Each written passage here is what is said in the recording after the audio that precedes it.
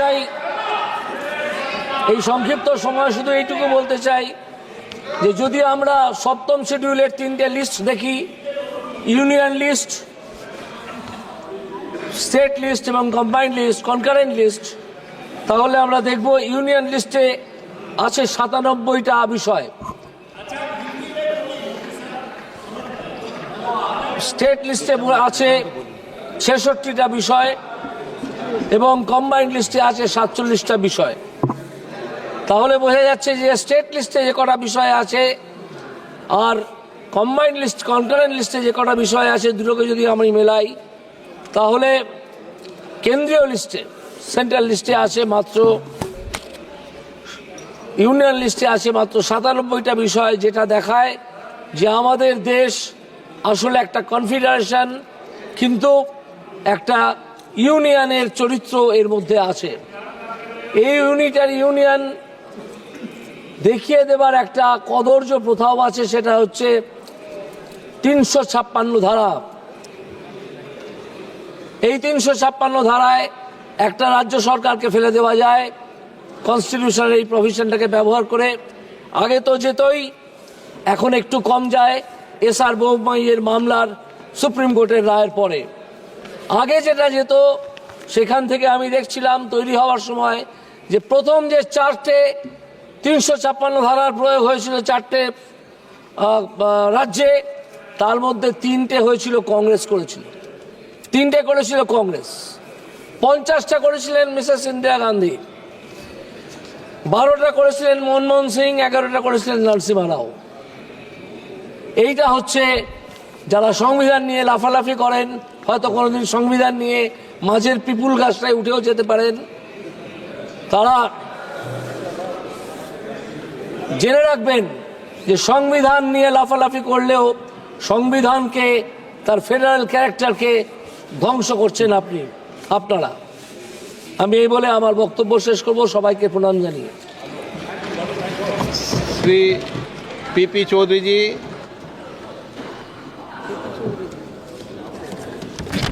धन्यवाद अध्यक्ष महोदय जी। मैं बहुत संक्षिप्त में बात करूंगा। आपने मुझे भारत के संविधान के 75 वर्षों की गौरवशाली यात्रा पर चर्चा के लिए भाग लेने के लिए समय दिया, इसके लिए बहुत बहुत आपका आभार। लेकिन मैं बताना चाहूंगा, जहां तक हम गौरवशाली यात्रा की बात करते हैं तो भारत के संविधान की मैं कह सकता हूं कि 1977 तक कैसी गौरवशाली यात्रा रही है, किस तरह संविधान पे आघात लगा है, चाहे जुडिशरी को कमिटेड बनाया है, चाहे जुडिशरी को पनिश किया गया है, चाहे जजेस का सुपरसीड किया गया है, चाहे ऐसे लोगों को प्रमोशन दिया गया है और चाहे सीनियरिटी का वायलेशन किया गया है, ये हमने देखा। अपने इलेक्शन को बचाने के लिए चुनाव अगर सेट असाइड कोर्ट से होने के बाद, वॉइड होने के बाद, उसके बाद में अपने उसके लिए भारत के संविधान में संशोधन करने का ये पूरे विश्व में पहला एग्जाम्पल होगा। और जो संविधान जब किया उसमें करने के बाद आप देखेंगे अध्यक्ष महोदय कि किस हिसाब से सिविल लिबर्टीज जो है वो कर्टेल की गई। और सारा जो इमरजेंसी पे मैं बहुत लंबा चौड़ा बोलना नहीं चाहता हूं, लेकिन एक बात आपको बताना चाहता हूं, जहां तक रिजर्वेशन की बात है, मैं मेरे कांग्रेस के मित्रों से चाहता हूं कि वो अपना स्टैंड ले। जैसे नेहरू जी का स्टैंड था, राहुल जी का स्टैंड है। राहुल जी अमेरिका में जाके कहते हैं कि रिजर्वेशन को खत्म होना चाहिए, और नेहरू जी ने जब ये कहा अपनी चिट्ठी लिख करके साफ कहा, संविधान बनते वक्त भी उन्होंने बड़ा जबरदस्त अपोजिशन किया कि रिजर्वेशन से जो है इनएफिशिएंट लोग, रिजर्वेशन से जो है थर्ड रेट और सेकंड रेट के लोग आ जाएंगे। क्या एससी एसटी सेकंड और थर्ड रेट के लोग हैं? क्या ये बता सकते हैं कि नेहरू जी ने चिट्ठी नहीं लिखी? और अंबेडकर जी ने जब अपना इस्तीफा दिया तो उन्होंने बीसी रॉय को लेटर लिखा कि अंबेडकर के इस्तीफे से कोई फर्क नहीं पड़ेगा कैबिनेट में। तो एक दलित के साथ जिस हिसाब से इनकी रिजर्वेशन की पॉलिसी है, एक तरफ ये जेब में भारत का संविधान लेके चलते हैं और दूसरी तरफ रिजर्वेशन को खत्म करना चाहते हैं। अध्यक्ष महोदय, ये ओबीसी के खिलाफ है, एससी एसटी के खिलाफ है और बात रिजर्वेशन की करते हैं। बहुत बहुत धन्यवाद। एक मिनट प्लीज। अरे नोट, एक मिनट। क्या पॉइंट ऑफ ऑर्डर क्या है? 352 सर। पूरे 2 लेके बैठता पूरे 2 दिन में जितना इन्होंने प्रधानमंत्री नेहरू जी को याद किया उतना ही उन्होंने ओके। अटल बिहारी अब माननीय सदस्यों ओके ओके ओके ओके माननीय सदस्यों प्लीज माननीय सदस्यों, सभा की कार्रवाई, अगर सभा की सहमति हो तो इस विषय की समाप्ति तक बढ़ा दी जाए। माननीय प्रधानमंत्री जी।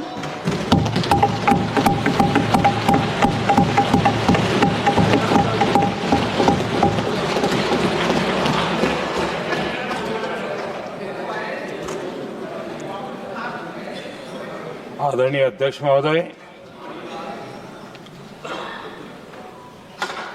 हम सब के लिए और सभी देशवासियों के लिए, इतना ही नहीं विश्व के लोकतंत्र प्रेमी नागरिकों के लिए भी हमारे लिए ये बहुत ही गौरव का पल है। बड़े गर्व के साथ लोकतंत्र के उत्सव को मनाने का एक अवसर है।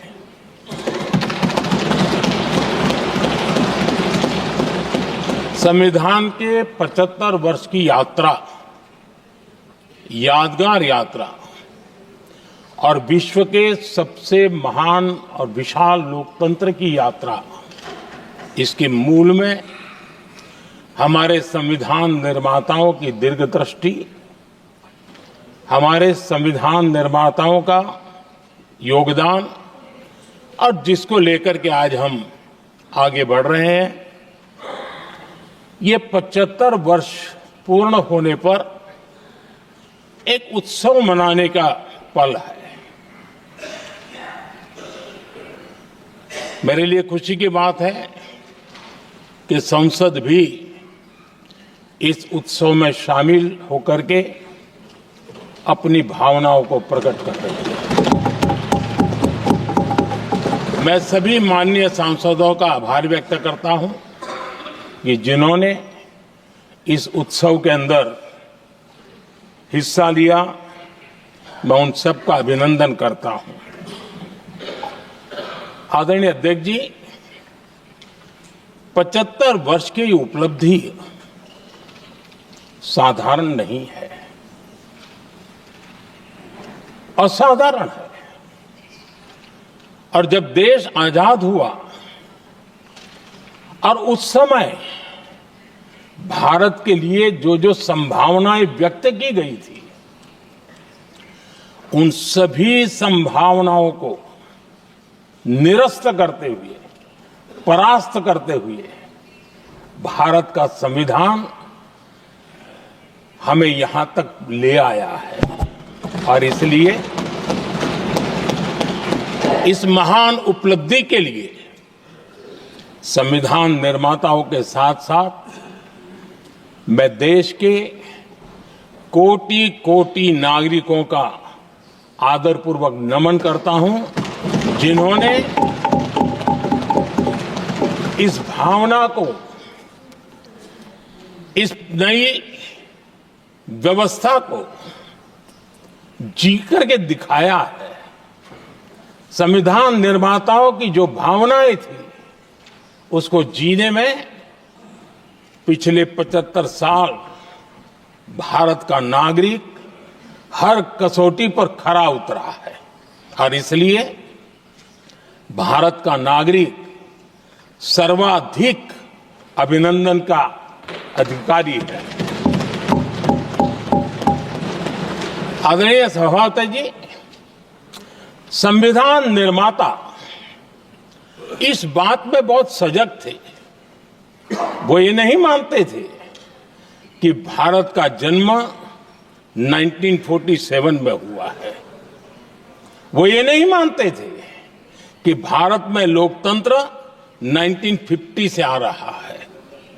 वे मानते थे यहां की महान परंपरा को, महान संस्कृति को, महान विरासत को, हजारों साल की उस यात्रा को, उसके प्रति वो सजग थे उनको इस बात का पूरा भान था।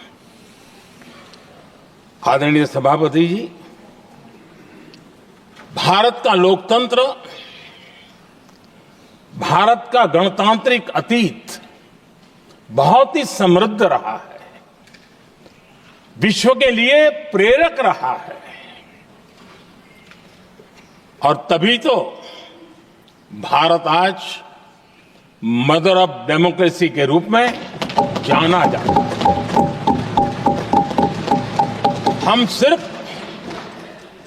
विशाल लोकतंत्र है इतना नहीं, हम लोकतंत्र की जननी है। आदरणीय सभापति जी, मैं जब ये कह रहा हूं तो मैं 3 महापुरुषों के कोट इस सदन के सामने प्रस्तुत करना चाहता हूं। राजर्षि पुरुषोत्तम दास टंडन जी, मैं संविधान सभा के अंदर हुई चर्चा का उल्लेख कर रहा हूं। उन्होंने कहा था, सदियों के बाद हमारे देश में एक बार फिर ऐसी बैठक बुलाई गई है, यह हमारे मन में अपने गौरवशाली अतीत की याद दिलाती है, जब हम स्वतंत्र हुआ करते थे, जब सभाएं आयोजित की जाती थी जिसमें विद्वान लोग देश के महत्वपूर्ण मामलों पर चर्चा करने के लिए मिला करते थे। दूसरा कोट मैं पढ़ रहा हूं डॉक्टर राधाकृष्णन जी का। वे भी इस संविधान सभा के सदस्य थे। उन्होंने कहा था, इस महान राष्ट्र के लिए गणतांत्रिक व्यवस्था नई नहीं है, हमारे यहां ये इतिहास के शुरुआत से ही है। और तीसरा कोट मैं बाबा साहब आम्बेडकर का कह रहा हूं। बाबा साहब आम्बेडकर जी ने कहा था, ऐसा नहीं है कि भारत को पता नहीं था कि लोकतंत्र क्या होता है। एक समय था जब भारत में कई गणतंत्र हुआ करते थे। आदरणीय सभापति जी, हमारे संविधान के निर्माण की प्रक्रिया में हमारी देश की नारी शक्ति ने संविधान को सशक्त करने में बहुत बड़ी भूमिका निभाई थी। संविधान सभा में 15 माननीय महिला सदस्य थी और सक्रिय सदस्य थी। मौलिक चिंतन के आधार पर उन्होंने संविधान सभा की डिबेट को समृद्ध किया था। और वे सभी बहनें अलग अलग बैकग्राउंड थी, अलग अलग क्षेत्र की थी, और संविधान में उन्होंने जो जो सुझाव दिए, उन सुझावों का संविधान के निर्माण पर बहुत बड़ा प्रभाव रहा था।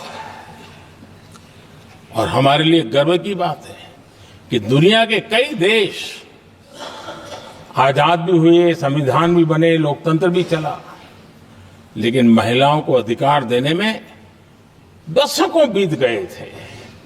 लेकिन हमारे यहां शुरुआत से ही महिलाओं को वोट का अधिकार संविधान में दिया गया।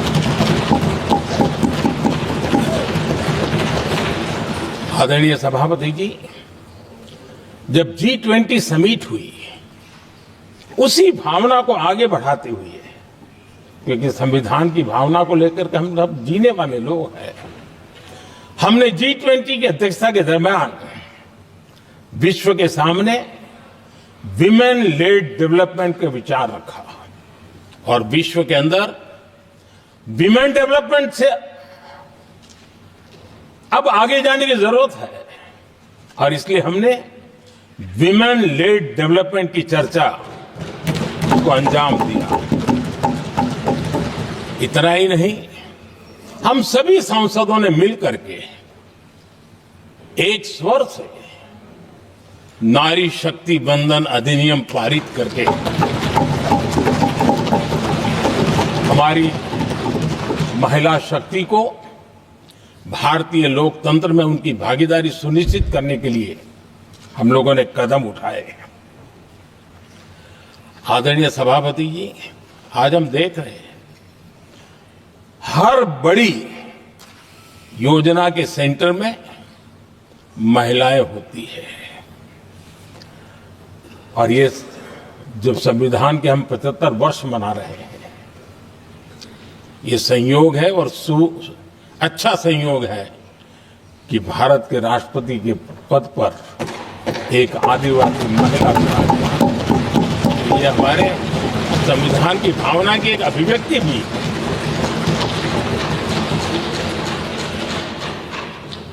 आदरणीय सभापति जी, इस सदन में भी लगातार हमारे महिला सांसदों की संख्या बढ़ रही है, उनका योगदान भी बढ़ रहा है। मंत्रिपरिषद में भी उनका योगदान बढ़ रहा है। आज सामाजिक क्षेत्र हो, राजनीतिक क्षेत्र हो, शिक्षा का क्षेत्र हो, खेलकूद का क्षेत्र हो, क्रिएटिव वर्ल्ड की दुनिया हो, जीवन के हर क्षेत्र में महिलाओं का योगदान, महिलाओं का प्रतिनिधित्व देश के लिए गौरव दिलाने वाला रहा है। विज्ञान के क्षेत्र में, खास करके स्पेस टेक्नोलॉजी में उनके योगदान की सराहना हर हिंदुस्तानी बड़े गर्व के साथ कर रहा है। और इन सब की सबसे बड़ी प्रेरणा हमारा संविधान है। आदरणीय सभापति जी, हमारा देश बहुत तेज गति से विकास कर रहा है। भारत बहुत ही जल्द विश्व की तीसरी बड़ी आर्थिक शक्ति बनने की दिशा में बहुत मजबूत कदम रख रहा है। और इतना ही नहीं, ये 140 करोड़ देशवासियों का संकल्प है कि जब हम आजादी की शताब्दी मनाएंगे, हम इस देश को विकसित भारत बना करके रहेंगे। ये हर भारतीय का संकल्प, ये हर भारतीय का सपना है। लेकिन इस संकल्प से सिद्धि के लिए सबसे बड़ी आवश्यकता है, वो है भारत की एकता। हमारा संविधान भी भारत की एकता का आधार है। हमारे संविधान के निर्माण कार्य में इस देश के बड़े बड़े दिग्गज थे, स्वतंत्रता सेनानी थे, साहित्यकार थे, विवेचक थे, सामाजिक कार्यकर्ता थे, शिक्षाविद थे, कई फील्ड के प्रोफेशनल्स थे, मजदूर नेता थे, किसान नेता थे, समाज के हर वर्ग का प्रतिनिधित्व था। और सबके सब भारत की एकता के प्रति बहुत ही संवेदनशील थे। जीवन के भिन्न भिन्न क्षेत्र से आए हुए, देश के अलग अलग भूभाग से आए हुए सभी लोग इस बात के प्रति सजग थे। और बाबा साहब अंबेडकर जी ने चेताया था। मैं बाबा साहब का कोट पढ़ रहा हूं। बाबा साहब अंबेडकर ने कहा था, समस्या ये है कि देश में जो विविधता से भरा जनमानस है, उसे किस तरह एक मत किया जाए, कैसे देश के लोगों को एक दूसरे के साथ होकर निर्णय लेने के लिए प्रेरित किया जाए, जिससे कि देश में एकता की भावना स्थापित हो। आदरणीय सभापति जी, मुझे बड़े दुख के साथ कहना है कि आजादी के बाद एक तरफ संविधान निर्माताओं के दिल दिमाग में एकता थी, लेकिन आजादी के बाद विकृत मानसिकता के कारण या स्वार्थवश अगर सबसे बड़ा प्रहार हुआ तो देश की एकता के मूल भाव पर प्रहार हुआ। विविधता में एकता, ये भारत की विशेषता रही है। हम विविधता को सेलिब्रेट करते हैं और इस देश की प्रगति भी विविधता को सेलिब्रेट करने में है। लेकिन गुलामी की मानसिकता में पले बड़े लोगों ने, भारत का भला न देख पाने वाले लोगों ने, और जिनके लिए हिंदुस्तान 1947 में ही पैदा हुआ ये जो धारणा बननी थी, उनके लिए वो विविधता में विरोधाभास ढूंढते रहे। इतना ही नहीं, विविधता के इस अमूल्य खजाना है हमारा, उसको सेलिब्रेट करने के बजाय उस विविधता में ऐसे जहरीले बीज बोने के प्रयास करते रहे ताकि देश की एकता को चोट पहुंचे। आदरणीय सभापति जी, हमें विविधता का उत्सव हमारे जीवन का अंग बनाना होगा और वही बाबा साहब आंबेडकर को सच्ची श्रद्धांजलि होगी। आदरणीय सभापति जी, मैं संविधान के प्रकाश में ही मेरी बातों को रखना चाहता हूं और इसलिए अगर आप हमारी नीतियों को देखेंगे, पिछले 10 साल देश की जनता ने हमें जो सेवा करने का मौका दिया है, हमारी निर्णयों की प्रक्रिया को देखेंगे तो भारत की एकता को मजबूती देने का निरंतर हम प्रयास करते रहे हैं। आर्टिकल 370 देश की एकता में रुकावट बना पड़ा था, दीवार बना पड़ा था। देश की एकता हमारी प्राथमिकता थी, जो कि हमारी संविधान की भावना थी और इसलिए धारा 370 को हमने जमीन पर काट दिया, क्योंकि देश की एकता हमारी प्राथमिकता है। आदरणीय सभापति जी, इतने बड़े विशाल देश में अगर आर्थिक रूप से हमें आगे बढ़ना है, हमारी व्यवस्थाओं को और विश्व को भी निवेश के लिए आना है, तो भारत में अनुकूल व्यवस्थाएं चाहिए और उसी में से हमारे देश में एक लंबे अरसे तक जीएसटी को लेकर के चर्चा चलती रही। मैं समझता हूं इकोनॉमिक यूनिटी के लिए जीएसटी ने बहुत बड़ी भूमिका अदा की है। उस समय पहले की सरकार का भी कुछ योगदान है। वर्तमान समय में हमको इसको आगे बढ़ाने का अवसर मिला और हमने इसको किया, और वो भी वन नेशन वन टैक्स उस भूमिका को आगे बढ़ा रहा है।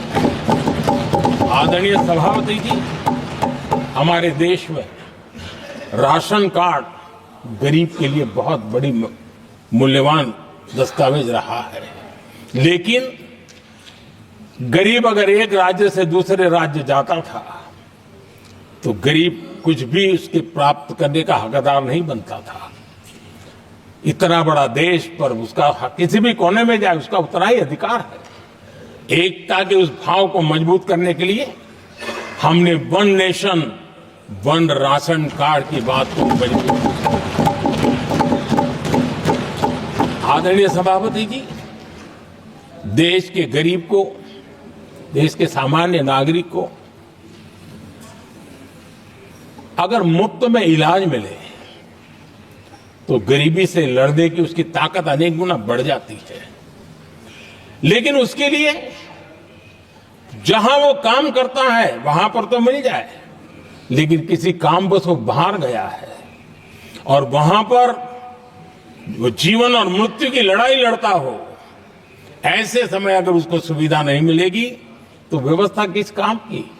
और इसलिए देश की एकता के मंत्र को जीने वाले हम लोगों ने ये तय किया कि one nation one health card, और इसलिए हमने आयुष्मान भारत योजना बनाई। आज बिहार के दूर दराज क्षेत्र का व्यक्ति भी अगर पुणे में कुछ काम कर रहा है और अचानक बीमार हो गया तो उसके लिए आयुष्मान कार्ड होना बहुत इनफ है, उसकी सेवा मिल सकती है।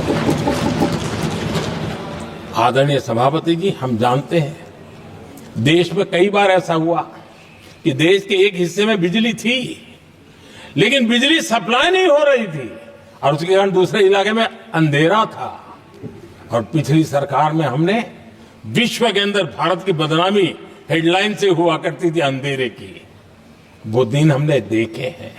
और तब जाकर के एकता के मंत्र को लेकर के संविधान की भावना को जीने वाले हम लोगों ने वन नेशन वन ग्रिड को परिपूर्ण कर दिया, और इसलिए आज बिजली के प्रवाह को निर्विरोध रूप से हिंदुस्तान के हर कोने में ले जाया जा सकता है।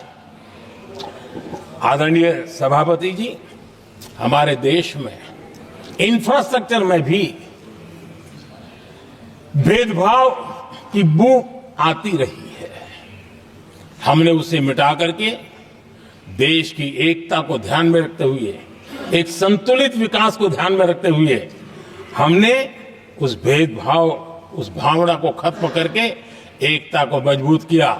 हमने नॉर्थ ईस्ट हो या जम्मू कश्मीर हो, हिमालय की गोद के इलाके हो या रेगिस्तान के सटे हुए इलाके हो, हमने पूरी तरह इंफ्रास्ट्रक्चर को एक सामर्थ्य देने का प्रयास किया है ताकि एकता के भाव को अभाव में से कारण कोई दूरी पैदा न हो, उसमें से बदलने का हमने काम किया। आदरणीय सभापति जी, युग बदल चुका है और हम नहीं चाहते हैं कि डिजिटल के क्षेत्र में हैव्स एंड हैव्स नॉट की स्थिति बन जाए।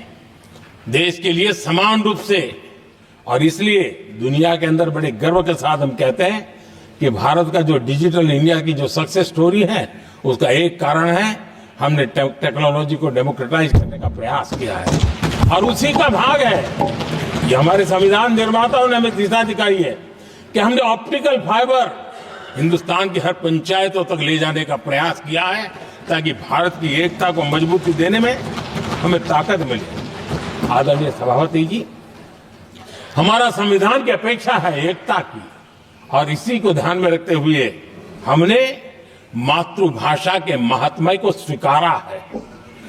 मातृभाषा को दबा करके हम देश के जनमानस को संस्कारित नहीं कर सकते, और इसलिए हमने न्यू एजुकेशन पॉलिसी में भी मातृभाषा को बहुत बल दिया है, और अब मेरे देश का गरीब का बच्चा भी मातृभाषा में डॉक्टर इंजीनियर बन सकता है, क्योंकि हमारा संविधान सबसे पीछे है, उनकी सबसे दरकार करने का हमें आदेश देता है। इतना ही नहीं, हमने क्लासिकल लैंग्वेज की दिशा में भी कई लैंग्वेजेस जो जिनका हक बनता था उनको हमने उस स्थान पर रख करके हमने उनका सम्मान किया था। देश भर में एक भारत श्रेष्ठ भारत का अभियान देश के एकता को मजबूत और नई पीढ़ी को वो संस्कारित करने का काम हमारी तरफ से चल रहा है। आदरणीय सभापति जी, काशी तमिल संगमम और तेलुगु काशी संगमम ये आज एक बहुत बड़ा इंस्टीट्यूशनलाइज हुआ है, और समाज के निकटता को मजबूती देने का एक सांस्कृतिक प्रयास भी हमारा चलता रहा है, क्योंकि उसका कारण यही है कि संविधान की मूल धारा में भारत की एकता का महात्म्य स्वीकार किया गया है और उसको हमें बल देना चाहिए। आदरणीय सभापति जी, संविधान के आज 75 वर्ष हो रहे हैं, लेकिन हमारे यहां तो 25 वर्ष का भी महत्व होता है, 50 वर्ष का भी महत्व होता है, 60 साल का भी महत्व होता है। जरा हम इतिहास की तरफ नजर करें कि संविधान यात्रा के इन महत्वपूर्ण पड़ाव का क्या हुआ था। जब देश संविधान के 25 वर्ष पूरे कर रहा था, उसी समय हमारे देश में संविधान को नोच लिया गया, इमरजेंसी आपातकाल लाया गया,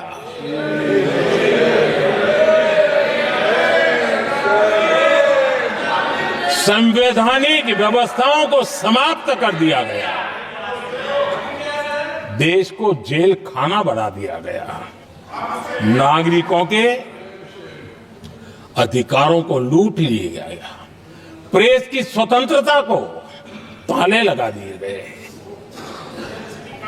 और कांग्रेस के माथे पर ये जो पाप है ना, वो कभी भी धुलने वाला नहीं है, कभी भी धुलने वाला। यह सब हिंदुत्व है। दुनिया में जब जब लोकतंत्र की चर्चा होगी, कांग्रेस के माथे का ये पाप कभी धुलने वाला नहीं है, क्योंकि लोकतंत्र का गला घोंट दिया गया था।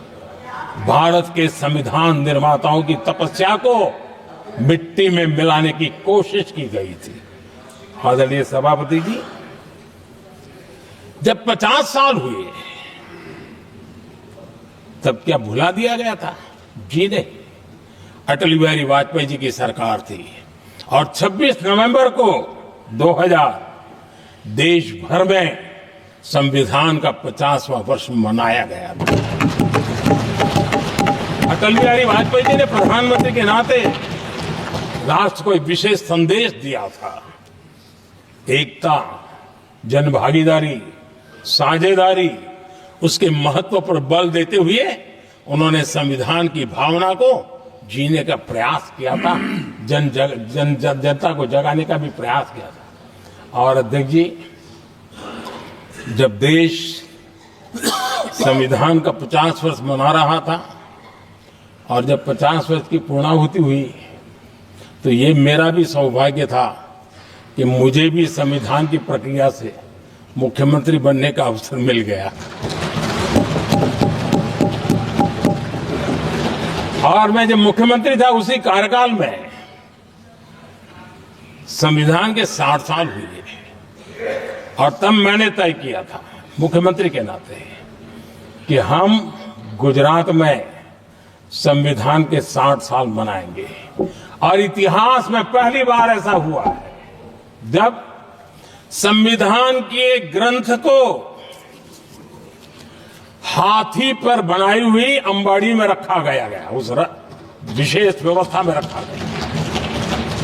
हाथी पर संविधान की यात्रा निकल, संविधान गौरव यात्रा निकाली गई और राज्य का मुख्यमंत्री उस संविधान के नीचे हाथी के बगल में पैदल चल रहा था और देश को संविधान का महात्मा समझाने का सांकेतिक प्रयास कर रहा था। ये सौभाग्य भी मुझे प्राप्त हुआ था, क्योंकि हमारे लिए संविधान का महत्व क्या है।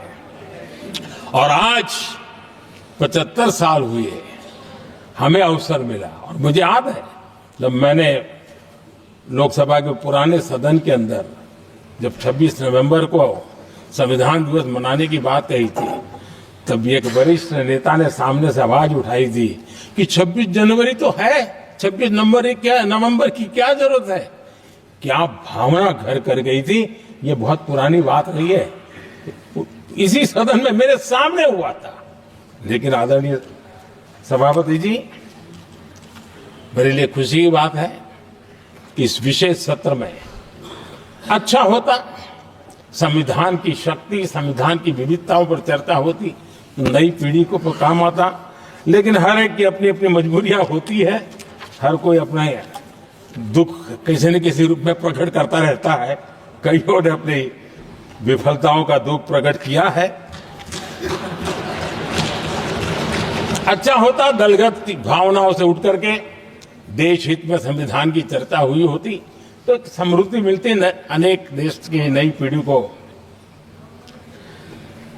आदरणीय सभापति जी, मैं तो संविधान के प्रति विशेष आदर का भाव व्यक्त करना चाहूंगा कि संविधान की भावना थी कि मेरे जैसे अनेक लोग जो यहां पहुंच नहीं पाते, ये संविधान था जिसके कारण हम पहुंच पाए।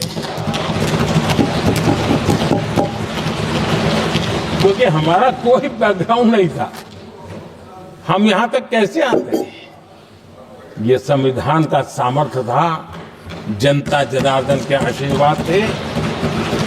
इतना बड़ा दायित्व, और मेरे जैसे बहुत लोग यहां भी हैं जिनका ऐसा कोई बैकग्राउंड नहीं है, यही एक सामान्य परिवार से आए हैं, और आज संविधान ने हमें यहां तक पहुंचाया है।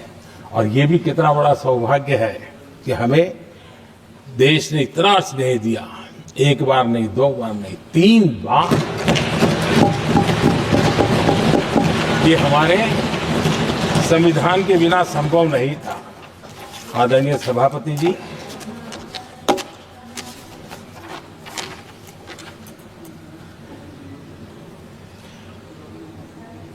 उतार चढ़ाव तो आए, कठिनाइयां भी आई, रुकावटें भी आई, लेकिन मैं फिर एक बार देश की जनता को नमन करता हूं कि देश की जनता पूरी ताकत के साथ संविधान के साथ खड़ी रही।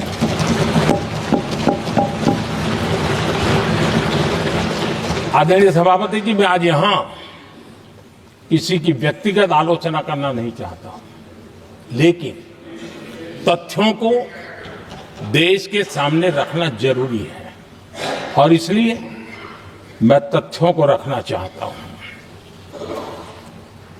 कांग्रेस के एक परिवार ने संविधान को चोट पहुंचाने में कोई कोर कसर नहीं छोड़ी है।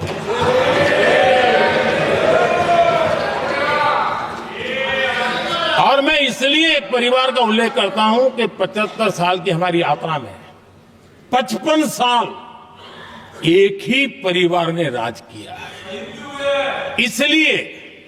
इसलिए देश को क्या क्या हुआ है ये जानने का अधिकार है, और इस परिवार के कुविचार, कुरीति, कुनीति, इसकी परंपरा निरंतर चल रही है। हर स्तर पर इस परिवार ने संविधान को चुनौती दी। आदरणीय सभापति जी, 1947 टू 1952 इस देश में इलेक्टेड गवर्नमेंट नहीं थी। एक अस्थाई व्यवस्था थी, एक सिलेक्टेड सरकार थी, और चुनाव नहीं हुए थे। और जब तक चुनाव न हो तब तक एक इंटरिम व्यवस्था के रूप में कोई खाका खड़ा करना चाहिए, किया गया था। 1952 के पहले राज्यसभा का भी गठन नहीं हुआ था, राज्यों में भी कोई चुनाव नहीं थे, जनता का कोई आदेश नहीं था। उसके बावजूद भी, और अभी तो संविधान निर्माताओं ने इतना मंथन करके संविधान बनाया था। 1951 में जबकि चुनी हुई सरकार नहीं थी, उन्होंने ऑर्डिनेंस करके संविधान को बदला, और किया क्या? अभिव्यक्ति की आजादी पर हमला कर दिया गया।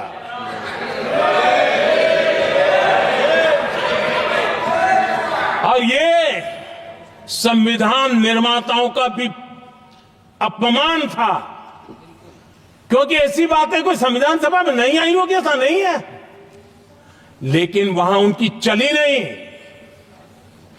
तो बाद में जैसे ही मौका मिला, उन्होंने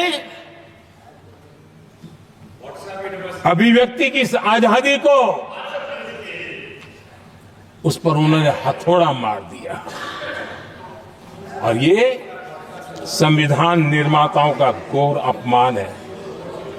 अपने मन की चीजें जो संविधान सभा के अंदर नहीं करवा पाए, उन्होंने पिछले दरवाजे से किया, और वो भी चुनी हुई सरकार के वो प्रधानमंत्री नहीं थे, उन्होंने पाप किया था।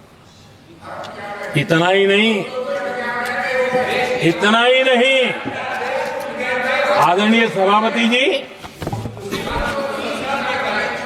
उसी दौरान उस समय के प्रधानमंत्री पंडित नेहरू जी ने मुख्यमंत्रियों को एक चिट्ठी लिखी थी। उस चिट्ठी में उन्होंने लिखा था, नेहरू जी लिखते हैं, अगर संविधान हमारे, आगे नेहरू जी लिखते हैं,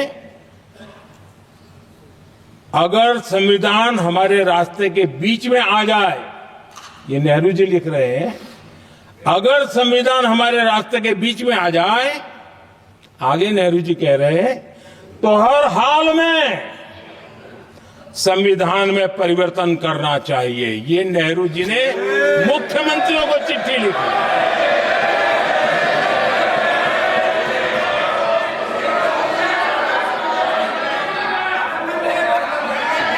और आदरणीय सभापति जी, ये भी देखिए, 1951 में ये पाप किया गया, लेकिन देश चुप नहीं था। उस समय राष्ट्रपति डॉक्टर राजेंद्र प्रसाद जी ने चेताया, ये गलत हो रहा है। उस समय स्पीकर पद पर बैठे हुए हमारे स्पीकर महोदय ने भी पंडित जी को कहा, गलत कर रहे हो। इतना ही नहीं, आचार्य कृपलानी जी, जयप्रकाश नारायण जैसे महान कांग्रेसी लोगों ने भी पंडित नेहरू ने कहा कि ये रोको, लेकिन पंडित जी का अपना संविधान चलता था और इसलिए उन्होंने इतने वरिष्ठ महानुभावों की सलाह मानी नहीं और उसे भी उन्होंने दरकिनार कर दिया। और आदरणीय सभापति जी, ये संविधान संशोधन करने का ऐसा खून कांग्रेस के मुंह लग गया कि समय समय पर वो संविधान का शिकार करती रही। ये खून मुंह पे लग गया। इतना ही नहीं, संविधान के स्पिरिट को लहूलुहान करती रही। आदरणीय सभापति जी, करीब 6 दशक में 75 बार संविधान बदला गया। आदरणीय सभापति जी, जो बीज देश के पहले प्रधानमंत्री जी ने बोया था, उस बीज को खाद पानी देने का काम एक और प्रधानमंत्री ने किया। उनका नाम था श्रीमती इंदिरा गांधी।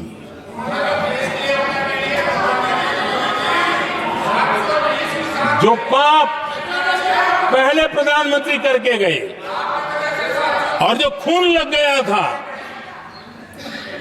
1971 में, सुप्रीम कोर्ट का एक फैसला आया था। उस सुप्रीम कोर्ट के फैसले को संविधान बदल करके पलट दिया गया और 71 में ये संविधान संशोधन किया गया था। और क्या था, उन्होंने हमारे देश की अदालत के पंख काट दिए थे और यहां पर तो किया था कि संसद संविधान के किसी भी आर्टिकल में जो मर्जी पड़े वो कर सकती है और अदालत उसकी तरफ देख भी नहीं सकती है। अदालत के सारे अधिकारों को छीन लिया गया था। ये पाप 1971 में उस समय की प्रधानमंत्री श्रीमती इंदिरा गांधी ने किया था।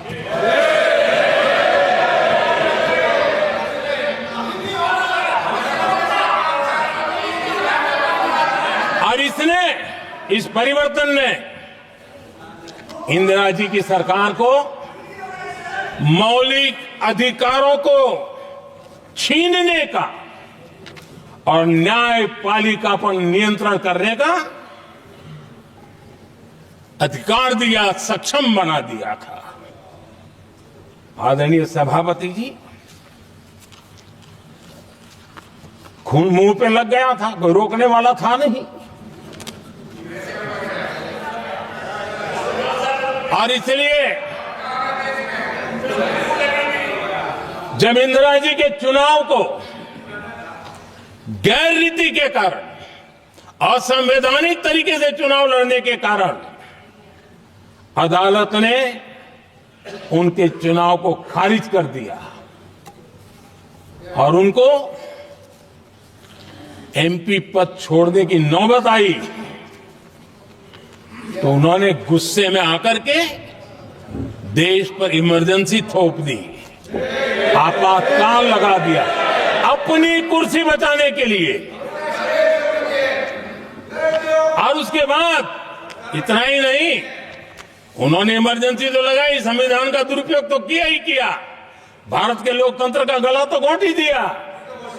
लेकिन 1975 में 39वां संशोधन किया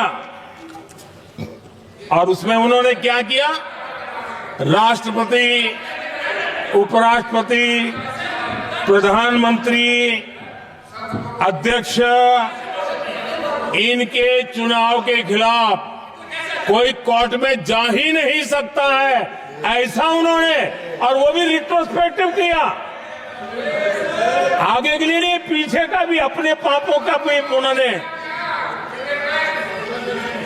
और आदरणीय सभापति जी, मैं संविधान की बात कर रहा हूं, मैं संविधान के आगे पीछे कुछ नहीं बोल रहा हूं।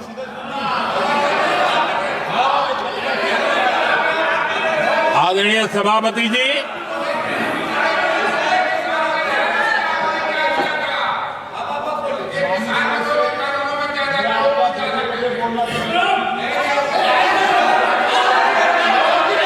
आदरणीय सभापति जी,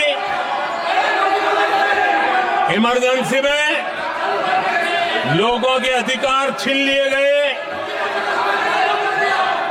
देश के हजारों लोगों को जेलों में ठूंस दिया गया, न्यायपालिका का गला घोंट दिया गया, अखबारों की स्वतंत्रता पर ताले लगा दिए गए। इतना ही नहीं, कमिटेड जुडिशरी, इस विचार को उन्होंने पूरी ताकत दी।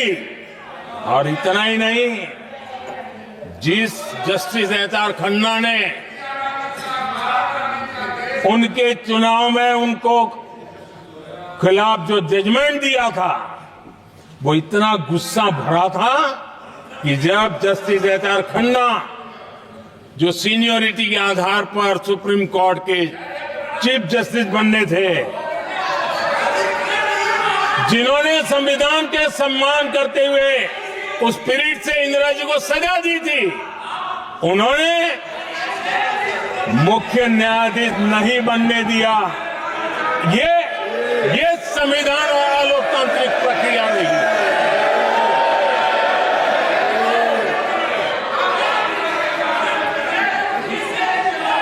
आदरणीय सभापति जी, यहां भी ऐसे कई दल बैठे हैं जिनके मुखिया भी सारे जेल में हुआ करते थे। ये इनकी मजबूरी है कि वहां जाके बैठे हैं, उनको भी जेलों में ठूस दिया गया था। आदरणीय सभापति जी, देश पर जुल्म तांडव चल रहा था, निर्दोष लोगों को जेलों में ठूस दिया जाता था, लाठियां बरताई जाती थी, कई लोग जेलों में मौत के शरण हो गए थे, और एक निर्दयी सरकार संविधान को चूर चूर करती रही थी। आदरणीय सभापति जी, ये परंपरा यहां नहीं रुकी। जो परंपरा नेहरू जी ने शुरू की थी, जिसको दूसरे प्रधानमंत्री जी इंदिरा जी ने आगे बढ़ाया, क्योंकि खून मुंह पे लग गया था, और इसलिए राजीव गांधी जी प्रधानमंत्री बने, उन्होंने संविधान को एक और गंभीर झटका दे दिया। सबको समानता, सबको न्याय, उस भावना को चोट पहुंचाई। आदरणीय सभापति जी, आपको मालूम है सुप्रीम कोर्ट ने शाहबानो का जजमेंट दिया था। एक भारत की महिला को न्याय देने का काम संविधान की मर्यादा और स्पिरिट के आधार पर देश की सुप्रीम कोर्ट ने दिया था। एक वृद्ध महिला को उसका हक मिला था सुप्रीम कोर्ट से, लेकिन उस समय के प्रधानमंत्री राजीव गांधी ने शाहबानो की उस भावना को, सुप्रीम कोर्ट की उस भावना को नकार दिया और उन्होंने वोट बैंक की राजनीति के खातिर संविधान की भावना को बलि चढ़ा दिया और कट्टरपंथियों के सामने सर झुकाने का काम कर दिया। उन्होंने न्याय के लिए तड़प रही एक वृद्ध महिला को साथ देने के बजाय उन्होंने कट्टरपंथियों का साथ दिया। संसद में कानून बना करके सुप्रीम कोर्ट के निर्णय को फिर एक बार पलट दिया गया। आदरणीय सभापति जी, बात वहां से नहीं अटकी है। नेहरू जी ने शुरू किया, इंदिरा जी ने आगे बढ़ाया और राजीव जी ने भी उसको ताकत दी, खाद पानी देने का काम किया। क्यों? संविधान के साथ खिलवाड़ करने का लहू उनके मुंह लग गया। आदरणीय सभापति जी, अगली पीढ़ी भी इसी खिलवाड़ में जुड़ी पड़ी है। एक किताब को मैं कोट कर रहा हूं, उस किताब में जो लिखा गया है और उसमें प्रधानमंत्री उस समय के मेरे पहले जो प्रधानमंत्री थे उनको कोट किया है। उन्होंने कहा है, मुझे यह स्वीकार करना होगा कि पार्टी अध्यक्ष सत्ता का केंद्र है। ये मनमोहन सिंह जी ने कहा है, जो किताब में लिखा गया है।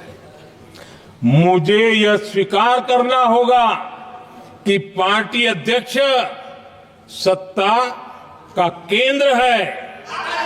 सरकार पार्टी के प्रति जवाबदेह है। इतिहास में पहली बार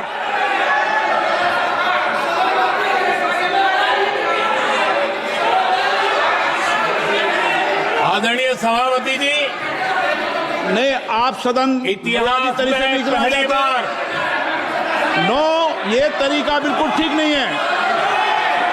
सदन के नेता बोल रहे हैं, आपको मर्यादा रखनी चाहिए। ऐसे सदन नहीं चलेगा इस तरीके से, गलत तरीका आपका ये। माननीय प्रधानमंत्री जी, आदरणीय सभापति जी, इतिहास में पहली बार संविधान को ऐसी गहरी चोट पहुंचा दी गई। संविधान निर्माताओं ने चुनी हुई सरकार और चुने हुए प्रधानमंत्री की कल्पना तक ही हमारा संविधान था, लेकिन इन्होंने तो प्रधानमंत्री के ऊपर एक गैर संवैधानिक, और जिसने कोई शपथ भी नहीं लिया था, नेशनल एडवाइजरी काउंसिल पीएमओ के भी ऊपर बैठा दिया। पीएमओ के ऊपर अघोषित दर्जा दे दिया गया।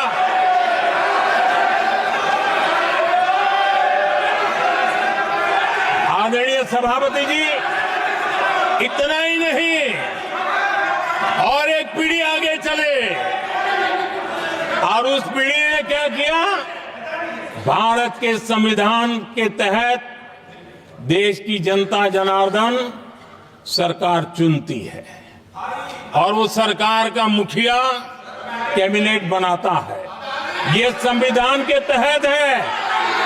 इस कैबिनेट ने जो निर्णय किया, संविधान का अपमान करने वाले अहंकार से भरे लोगों ने पत्रकारों के सामने कैबिनेट के निर्णय को फाड़ दिया। संविधान को हर मौके पर संविधान के साथ खिलवाड़ करना, संविधान को न मानना, ये जिनकी आदत हो गई थी। और दुर्भाग्य देखिए, एक अहंकारी व्यक्ति कैबिनेट के निर्णय को फाड़ दे और कैबिनेट अपना फैसला बदल दे। ये कौन सी व्यवस्था है?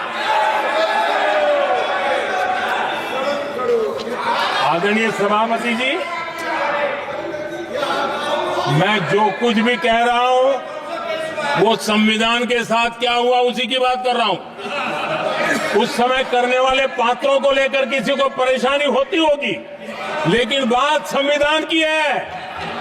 मेरे मन के और मेरे विचारों को मैं अभिव्यक्त नहीं कर रहा हूं।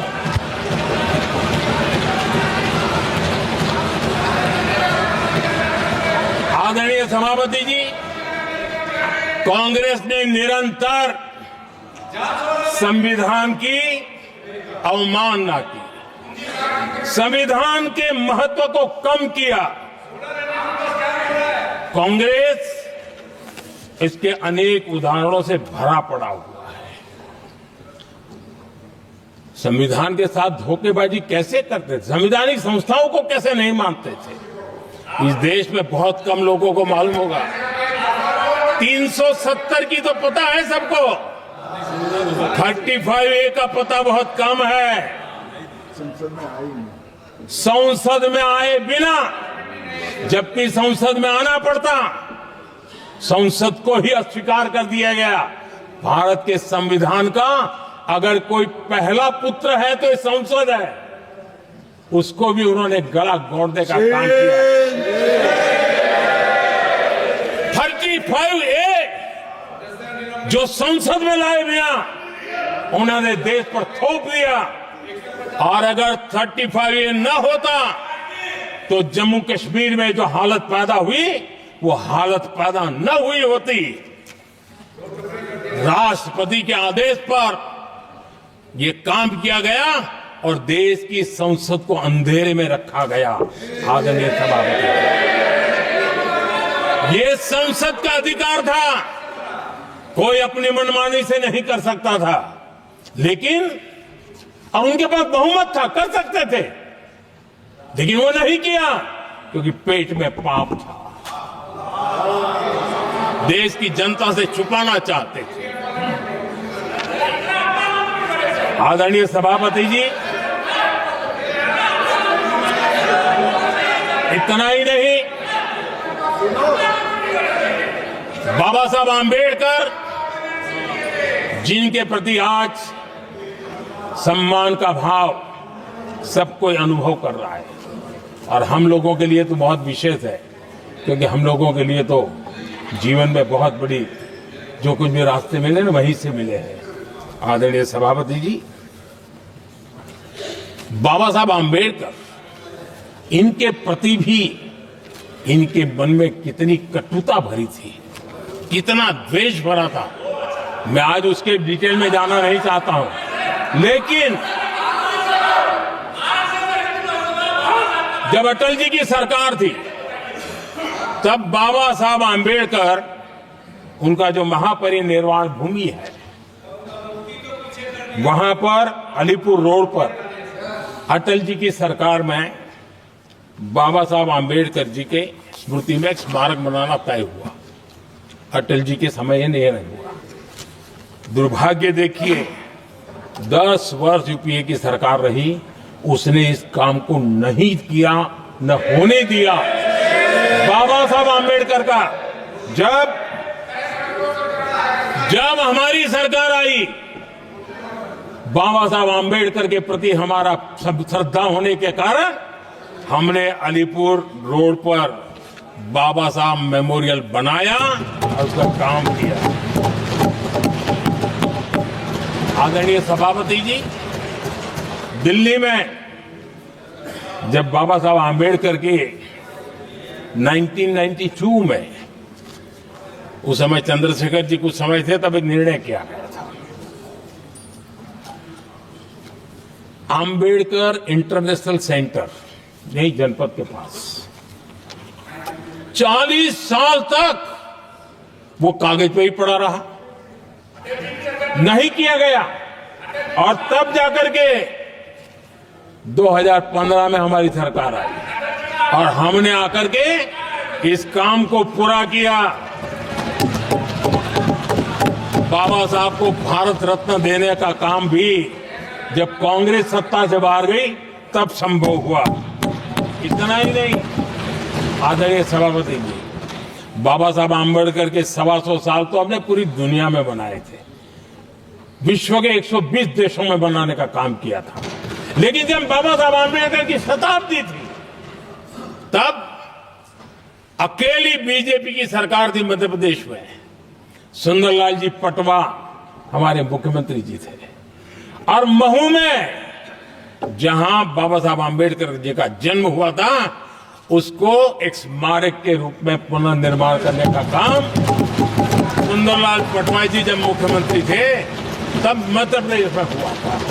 शताब्दी के समय भी उनके साथ यही किया गया था। आदरणीय सभापति जी,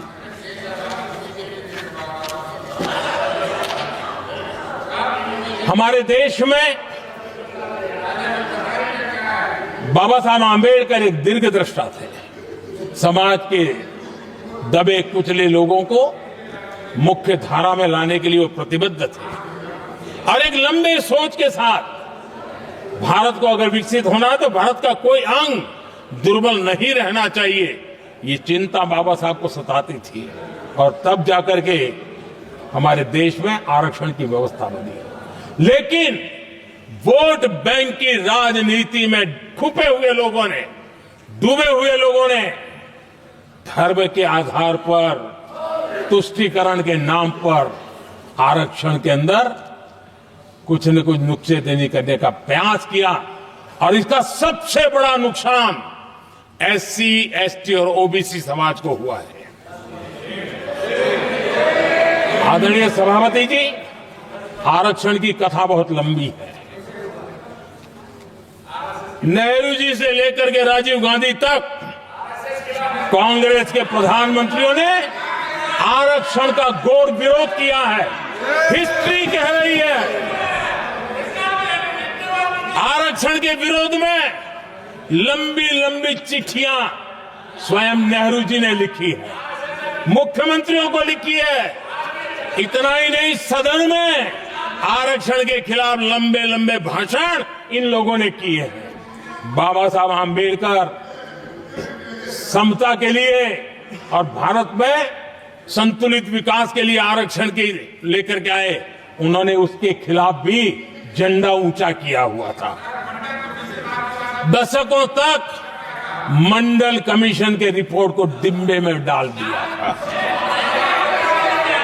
जब कांग्रेस को देश ने हटाया, जब कांग्रेस गई, तब जाकर के ओबीसी को आरक्षण मिला, तब तक ओबीसी को आरक्षण नहीं मिला। ये कांग्रेस का पाप है। अगर उस समय मिला होता तो आज देश के अनेक पदों पर ओबीसी समाज के लोग भी देश की सेवा करते, लेकिन नहीं करने दिया, नहीं होने दिया। ये पाप इन्होंने किया था। आदरणीय सभापति जी, जब हमारे यहां संविधान का निर्माण चल रहा था, तब संविधान निर्माताओं ने धर्म के आधार पर आरक्षण होना चाहिए कि नहीं होना चाहिए, इस विषय पर घंटों तक, दिनों तक गहन चर्चा की है, विचार विमर्श किया है और सबका मत बना है। कि भारत जैसे देश की एकता और अखंडता के लिए धर्म के संप्रदाय के आधार पर आरक्षण नहीं हो सकता है। सुविचारित मत था, ऐसा नहीं कि भूल गए थे, रह गया था। सोच विचार कर तय किया गया था कि भारत की एकता और अखंडता के लिए संप्रदाय और धर्म के आधार पर यह नहीं होगा। लेकिन कांग्रेस ने सत्ता सुख के लिए, सत्ता भूख के लिए, अपनी वोट बैंक को खुश करने के लिए धर्म के आधार पर आरक्षण का नया खेल खेला है, जो संविधान की भावना के खिलाफ है। इतना ही नहीं, दे भी दिया कुछ जगह पे, और सुप्रीम कोर्ट से झटके लग रहे हैं। और इसलिए अब दूसरे बहाने से बहाने बता रहे हैं, ये करेंगे वो करेंगे। मन में साफ है, धर्म के आधार पर आरक्षण देना चाहते हैं, इसलिए खेल खेले जा रहे हैं। संविधान निर्माताओं के भावनाओं पर गहरी चोट करने का ये निर्लज्ज प्रयास है। आदरणीय सभापति जी, आदरणीय सभापति जी,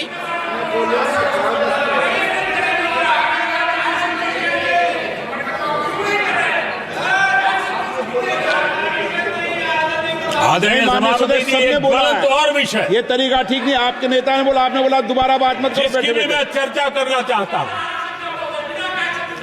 और वो ज्वलंत विषय समान नागरिक संहिता, uniform civil code.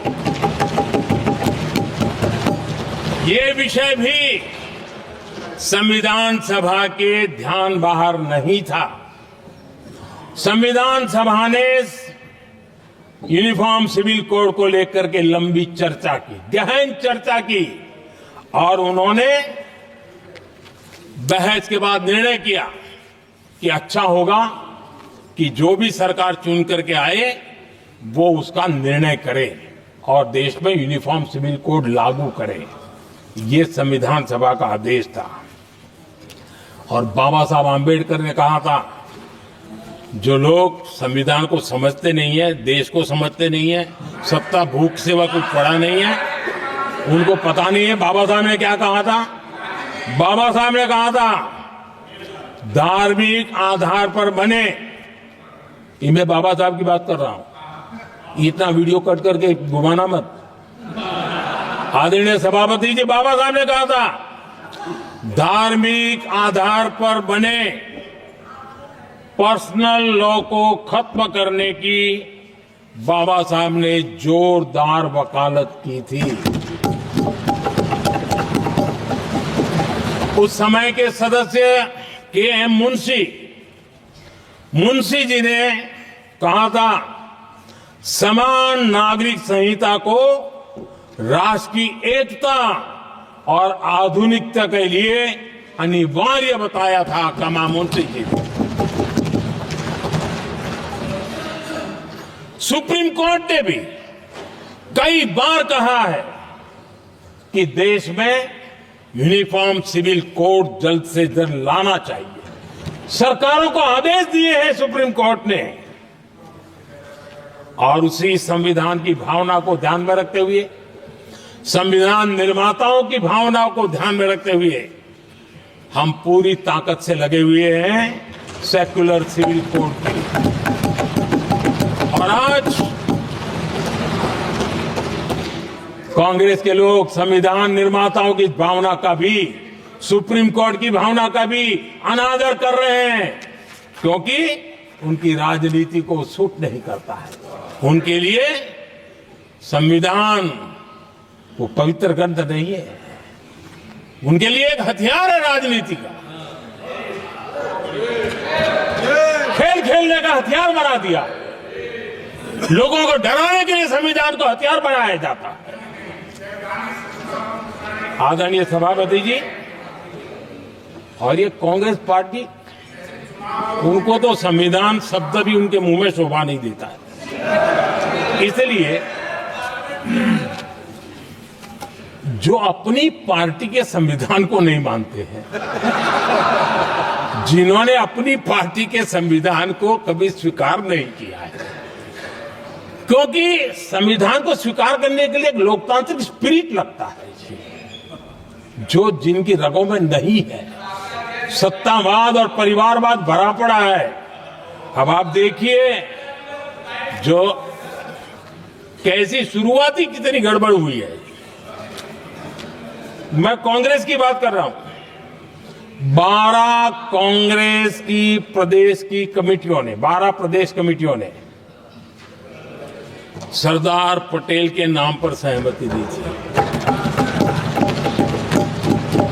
Nehru ji के साथ एक भी कमेटी नहीं थी, नॉट अ सिंगल। संविधान के तहत सरदार साहब ही देश के प्रधानमंत्री बनते हैं, लेकिन लोकतंत्र में श्रद्धा नहीं, खुद के संविधान पर विश्वास नहीं, खुद के ही संविधान को स्वीकारना नहीं, और सरदार साहब देश के प्रधानमंत्री नहीं बन सके और ये बैठ गए। जो लोग अपनी पार्टी के संविधान को, जो लोग अपनी पार्टी के संविधान को नहीं मानते, वो कैसे देश के संविधान को स्वीकार कर सकते हैं।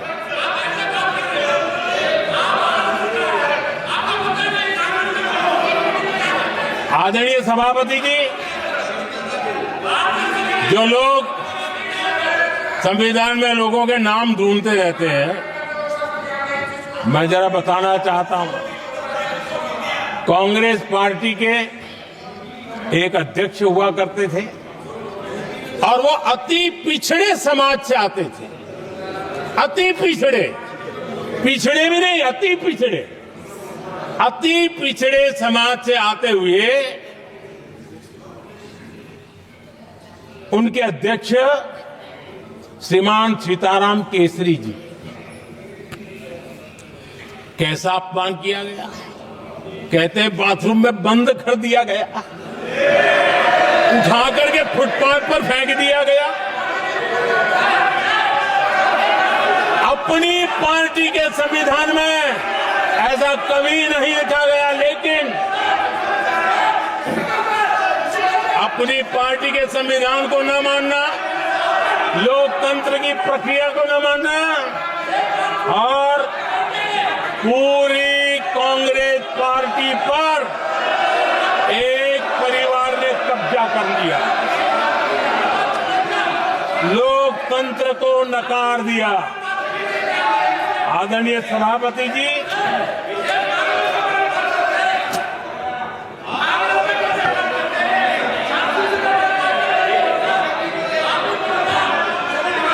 तो आपके सदस्यों ने क्या क्या बोला था ठीक नहीं है। आप जब सदन के नेता बोल रहे हैं तो सदन की मर्यादा को रखो, आदरणीय अच्छी सभापति परंपरा जी, को बनाओ। संविधान के साथ खिलवाड़ करना, संविधान के स्पिरिट को तहस नहस करना, ये कांग्रेस की रगों में रहा है। हमारे लिए संविधान, उसकी पवित्रता, उसकी शुचिता हमारे लिए सर्वोपरि है। और ये शब्दों में नहीं है, जब जब हमें कसौटी पर कसा गया है, हम तप करके निकले हुए लोग हैं। मैं उदाहरण देना चाहता हूं। 1996 में सबसे बड़े दल के रूप में भारतीय जनता पार्टी जीत करके आई, सबसे बड़ा दल था, और राष्ट्रपति जी ने संविधान की भावना तहत सबसे बड़े दल को प्रधानमंत्री के शपथ के लिए बुलाया, और 13 दिन सरकार चली। अगर हमें संविधान के स्पिरिट के प्रति हमारा भावना न होती तो हम भी ये बांटो, वो बांटो, ये दे दो, वो दे दो, इसको डिप्टी पीएम बना दो, इसको ढिकना बना दो, हम भी सत्ता सुख भोग सकते थे।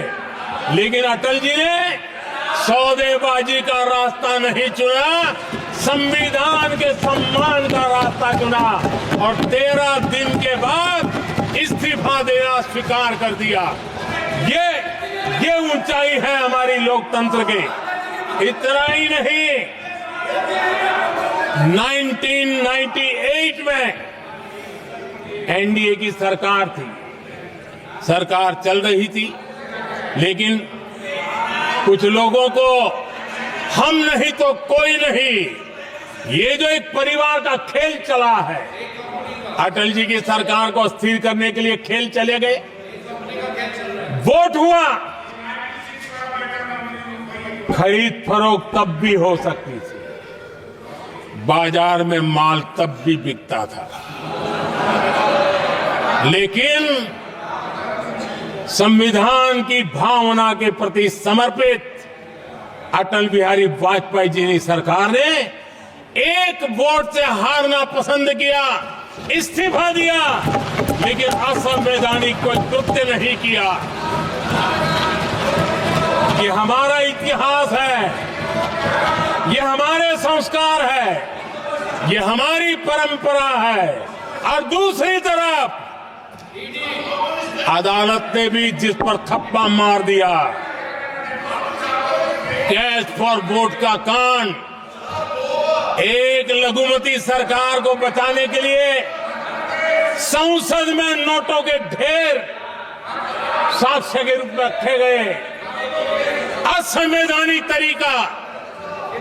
सरकार बचाने के लिए भारत के लोकतंत्र की भावना को बाजार बना दिया गया, वोट खरीदे गए। आदरणीय सभापति जी, 90 के दशक में कई सांसदों को रिश्वत देने का पाप, यह संविधान की भावना थी। क्या 140 करोड़ वासियों के मन में जो लोकतंत्र पनपा है, उस लोकतंत्र के साथ यह खिलवाड़? कांग्रेस के लिए सत्ता सुख, सत्ता की भूख, यही एकमात्र कांग्रेस का इतिहास है, कांग्रेस का वर्तमान है। आदरणीय सभापति जी, 2014 के बाद एनडीए को सेवा का मौका मिला, संविधान और लोकतंत्र को मजबूती मिली। ये पुरानी जो बीमारियों थी, उस बीमारी से मुक्ति का हमने एक अभियान चलाया। बीते 10 साल यहां से पूछा गया, हमने भी संविधान संशोधन किए। जी हां, हमने भी संविधान संशोधन किए हैं, देश की एकता के लिए, देश की अखंडता के लिए, देश के उज्जवल भविष्य के लिए और संविधान की भावना के प्रति पूर्ण समर्पण के साथ किए हैं। हमने संविधान संशोधन किया, क्यों किया? इस देश का ओबीसी समाज तीन दशक से ओबीसी कमीशन को संवैधानिक दर्जा देने के लिए मांग कर रहा है। ओबीसी के सम्मान के लिए, उसको संवैधानिक दर्जा देने के लिए हमने संविधान संशोधन किया है। हमें गर्व है ये करने का। समाज के दबे कुचले लोगों को उनके साथ खड़े होना, ये हम अपना कर्तव्य मानते हैं, इसलिए संविधान संशोधन किया। आदरणीय सभापति जी, इस देश में एक बहुत बड़ा वर्ग था, वो किसी भी जाति में क्यों न जन्मा हो, लेकिन गरीबी के कारण अवसरों को वो पा नहीं सकता था, आगे बढ़ नहीं सकता था, और इसलिए उसने असंतोष की ज्वाला भड़क रही थी और सबकी मांग रहती थी, कोई निर्णय नहीं करता था। हमने संविधान संशोधन किया,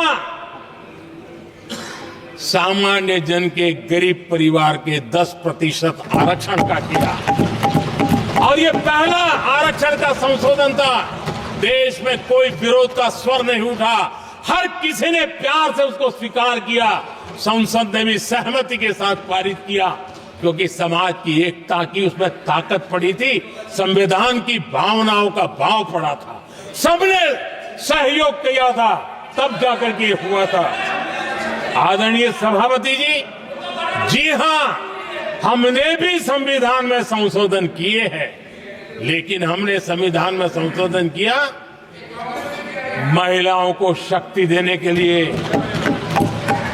संसद और विधानसभा में, और संसद का पुराना भवन गवाह है, जब देश महिलाओं को आरक्षण देने के लिए आगे बढ़ रहा था और कानून यानी बिल पेश हो रहा था, तब उन्हीं का एक साथी दल वेल में आता है,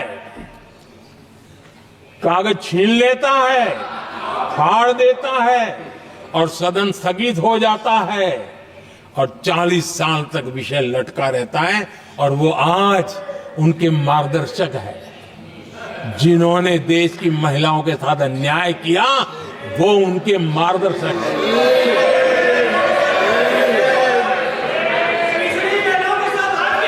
आदरणीय सभापति जी, हमने संविधान संशोधन किया, हमने देश की एकता के लिए किया। बाबा साहब आंबेडकर का संविधान 370 की दीवार के कारण जम्मू कश्मीर की तरफ देख भी नहीं सकता था। हम चाहते थे बाबा साहब आंबेडकर का संविधान हिंदुस्तान के हर हिस्से में लगना चाहिए, और इसलिए बाबा साहब को श्रद्धांजलि भी देनी थी, देश की एकता को मजबूत करना था। हमने संविधान संशोधन किया, डंके की चोट पर किया, और 370 को हटाया, और भारत की सुप्रीम कोर्ट ने भी अब तो उसको मोहर लगा दी है। आदरणीय सभापति जी, हमने 370 का हटाने के लिए संशोधन किया। हमने ऐसे कानून भी बनाए। जब देश का विभाजन हुआ, महात्मा गांधी समेत देश के वरिष्ठ नेताओं ने सार्वजनिक रूप से कहा था कि पड़ोस के जो हमारे देश हैं, जहां जो माइनॉरिटीज है, वो जब भी संकट में आएगी तो उनकी चिंता ये देश करेगा। गांधी जी ने का वचन था, जो उनके नाम पर सत्ता पर चढ़ जाते थे उन्होंने तो पूरा नहीं किया, हमने सीएए ला करके उसको पूरा किया।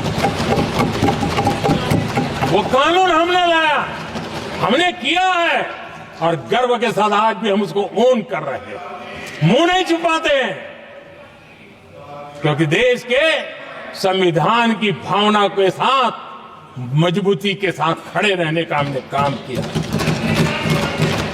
आदरणीय सभापति जी, हमने जो संविधान संशोधन किए हैं, वो पुरानी गलतियों को ठीक करने के लिए किए, और हमने एक उज्जवल भविष्य का रास्ता मजबूत करने के लिए किए हैं। और समय बताएगा, समय की कसौटी पर हम खरे उतरेंगे, क्योंकि वो सत्ता स्वार्थ के लिए किया गया पाप नहीं है, हमने देश हित में किया हुआ पुण्य है। और इसलिए हमें जो सवाल पूछते हैं, आदरणीय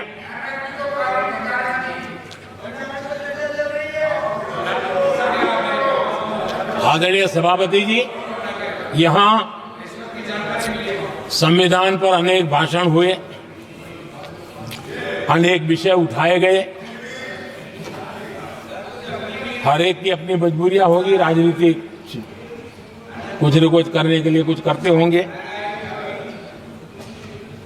लेकिन आदरणीय सभापति जी, हमारा संविधान सबसे ज्यादा जिस बात को लेकर के संवेदनशील रहा है वो है भारत के लोग, वी द पीपल, भारत के नागरिक। संविधान उनके लिए है, उनके हितों के लिए है, उनके कल्याण के लिए है, उनकी गरिमा के लिए है। और इसलिए संविधान भारत के कल्याणकारी राज्य के लिए हमें दिशा निर्देश देता है।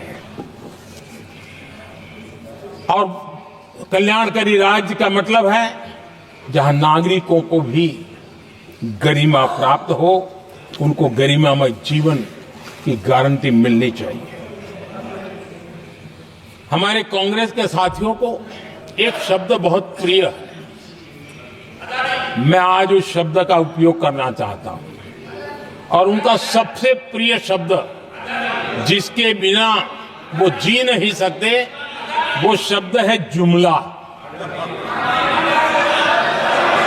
कांग्रेस के हमारे साथी, उनको दिन रात जुमला, लेकिन इस देश को पता है हिंदुस्तान में अगर सबसे बड़ा जुमला कोई था और वो 4 पीढ़ी ने चलाया, वो जुमला था गरीबी हटाओ। ये ऐसा जुमला था, ये गरीबी हटाओ ऐसा जुमला था, उनकी राजनीति की रोटी तो सिकती थी लेकिन गरीब का हाल ठीक नहीं होता था। आदरणीय सभापति जी, जरा कोई मुझे कहे आजादी के इतने सालों के बाद क्या एक डिग्निटी के साथ जीने वाले परिवार को क्या उसे टॉयलेट भी उपलब्ध नहीं होना चाहिए? क्या आपको ये काम करने की फुर्सत नहीं मिली?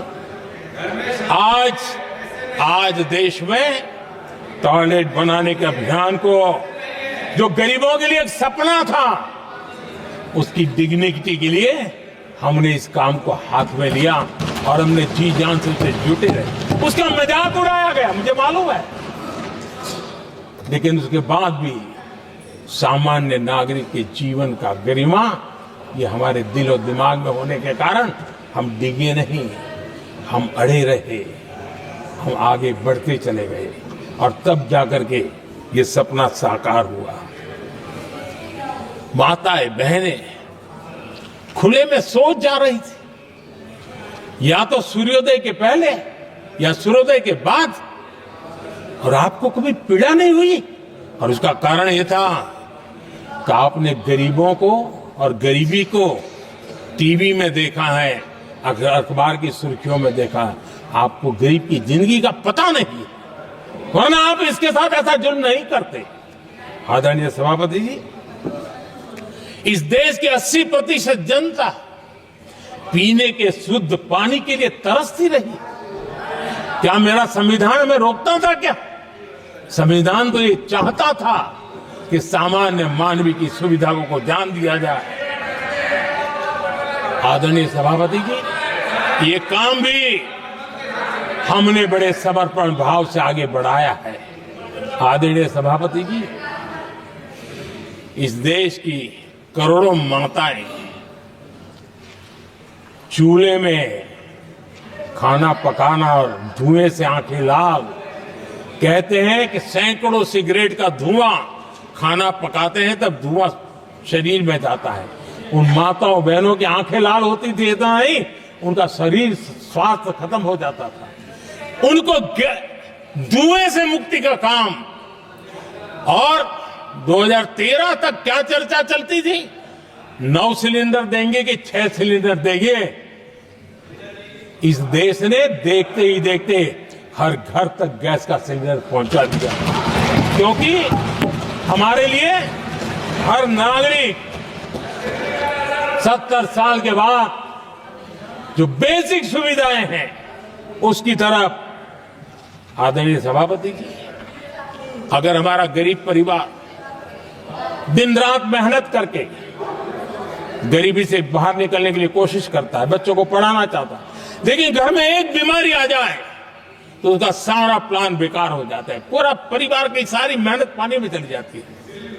क्या इन गरीब परिवारों के इलाज के लिए कुछ आप सोच नहीं सकते थे? 50-60 करोड़ देशवासियों को मुफ्त इलाज मिले। संविधान की उस भावना का आदर करते हुए हमने आयुष्मान योजना को लागू किया और आज देश के 70 साल के ऊपर के किसी भी वर्ग के क्यों न हो, उनके लिए भी हमने व्यवस्था की।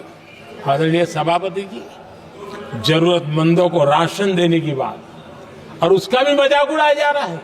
जब हम कहते हैं कि 25 करोड़ लोग गरीबी को परास्त करने में सफल हुए, तो फिर हमें सवाल पूछा जाता है कि आप गरीब को राशन फिर क्यों देते हो?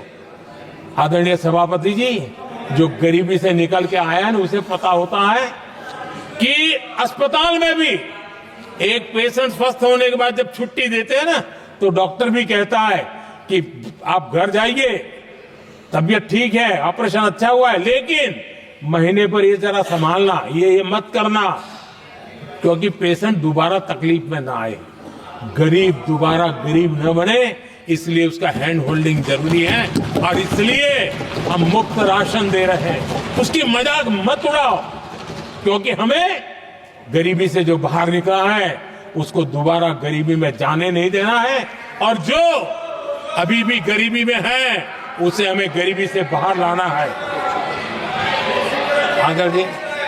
आदरणीय सभापति जी, हमारे देश में गरीबों का नाम पर जो जुमले चले, उसी गरीबों के नाम पर बैंकों का राष्ट्रीयकरण किया गया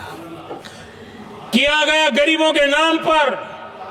लेकिन 2014 तक इस देश के 50 करोड़ नागरिक ऐसे थे जिन्होंने बैंक का दरवाजा तक नहीं देखा था। आदरणीय सभापति जी, गरीब को बैंक में प्रवेश तक नहीं था, ये पाप आपने किया, और आज 50 करोड़ गरीबों के बैंक खाते खोल करके हमने बैंक के दरवाजे गरीबों के लिए खोल दिए। इतना ही नहीं, ये एक प्रधानमंत्री कहते थे कि दिल्ली से 1 रुपया निकलता है तो 15 पैसा पहुंचता है, लेकिन उपाय उनको आता नहीं था। उपाय हमने दिखाया। आज दिल्ली से 1 रुपया निकलता है, 100 के 100 पैसे गरीब के खाते में जमा होते हैं। क्यों? हमें बैंक का सही इस्तेमाल क्या करना, बैंक का सही उपयोग क्या करना। माननीय सदस्य मोबाइल नहीं देखें। आदरणीय सभापति जी, बिना गारंटी के ऋण देश के अंदर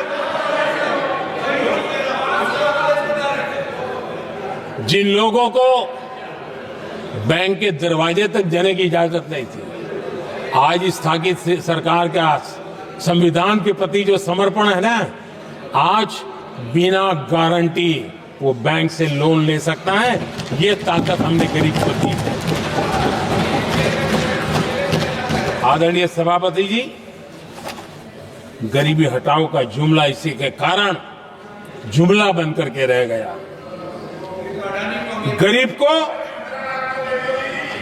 इस मुश्किल से मुक्ति मिले, ये हमारा बहुत बड़ा मिशन है और ये हमारा संकल्प है, और हम इसके लिए दिन रात एक कर रहे हैं। जिनको कोई नहीं पूछता, इनको मोदी पूजता है।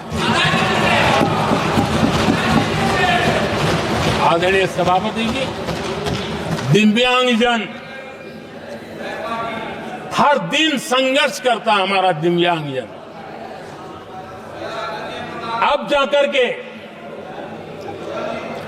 हमारे दिव्यांग को फ्रेंडली इंफ्रास्ट्रक्चर मिले, उसकी व्हीलचेयर आगे तक जाए, ट्रेन के डिब्बे तक जाए।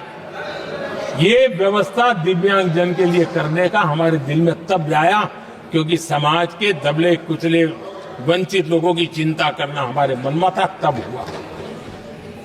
आदरणीय सभापति जी, आप मुझे बताइए, एक तो भाषा के नाम पर झगड़ा करना तो सिखा दिया आपने, लेकिन मेरे दिव्यांगजनों के साथ कितना अन्याय किया। जो हमारे यहां साइनेज लैंग्वेज जो है, साइन लैंग्वेज की जो व्यवस्था है, खास करके मूक बधिर के लिए, अब दुर्भाग्य ऐसा देश का कि असम में जो भाषा सिखाई जाए उत्तर प्रदेश में दूसरी सिखाई जाए, उत्तर प्रदेश में सिखाई जाए महाराष्ट्र में तीसरी सिखाई जाए। हमारे दिव्यांग जनों के लिए एक साइन लैंग्वेज का होना बहुत जरूरी था। आजादी के 7 दशक बाद भी उनको उन दिव्यांग जनों की याद नहीं आई। एक कॉमन साइन लैंग्वेज बनाने का काम हमने किया, जो आज देश के मेरे सभी दिव्यांग भाई बहनों के लिए काम आ रही है। आदरणीय सभापति जी, गुमंतु और अर्ध गुमंतु जन समूह समाज का इसके ऊपर पूछने वाला नहीं था। उनके कल्याण के लिए वेलफेयर बोर्ड बनाने का काम हमने किया, क्योंकि संविधान की प्राथमिकता है लोग, हमें उसको दर्जा देने का काम किया है। आदरणीय सभापति जी, हर कोई रेहड़ी पटरी के लोगों से जानता है, हर मोहल्ले में, हर इलाके में, हर फ्लैट में, हर सोसाइटी में सुबह होते ही वो रेहड़ी पटरी वाला आकर के मेहनत करके और लोगों का जीवन चलाने में मदद करता है। उसको बेचारे को 12-12 घंटे काम करे, रेहड़ी भी किसी से किराए पर ले ले, किसी से ब्याज से पैसा ले, किसी से सामान खरीदे, शाम को ब्याज खाओ पैसा ले जाए, बड़ा मुश्किल से अपने बच्चों के लिए ब्रेड का टुकड़ा ले जा सके। ये हालत थी। ये हमारी सरकार ने है रेहड़ी पटरी वालों के लिए स्वनिधि योजना बना करके बैंक से उनको बिना गारंटी लोन देने का शुरू किया, और आज उसके कारण, वो स्वनिधि योजना के कारण वो तीसरे राउंड तक पहुंचा है और अधिकतम लोन बैंक से उसको सामने से मिल रही है। उसकी प्रतिष्ठा और उसका विस्तार हो रहा है, विकास भी हो रहा है। आदरणीय सभापति जी, इस देश में हम में से कोई ऐसा नहीं होगा जिसको विश्वकर्मा की जरूरत न पड़ती हो। समाज की व्यवस्था की एक बहुत बड़ी व्यवस्था बनी थी, सदियों से चली आ रही थी, लेकिन वो विश्वकर्मा साथियों के लिए कभी पूछा नहीं गया। हमने विश्वकर्मा के कल्याण के लिए योजना बनाई, बैंक से लोन लेने की व्यवस्था की, उनको नई ट्रेनिंग देने की व्यवस्था की, उनको आधुनिक टूल देने की व्यवस्था की, नई डिजाइन से काम बनाने की चिंता की, और उसको हमने मजबूत बनाने का काम किया। आदरणीय सभापति जी, ट्रांसजेंडर जिसको परिवार ने धुतकार दिया, जिसको समाज ने धुतकार दिया, जिसकी कोई चिंता करने वाला नहीं था, ये हमारी सरकार है कि इसको भी भारत के संविधान ने हक दिए हैं। उस ट्रांसजेंडर के अधिकारों के लिए कानून और व्यवस्थाएं बनाने का काम हमने किया। उनको गरिमापूर्ण जीवन मिले, उनके अधिकारों की सुरक्षा के लिए हमने काम किया।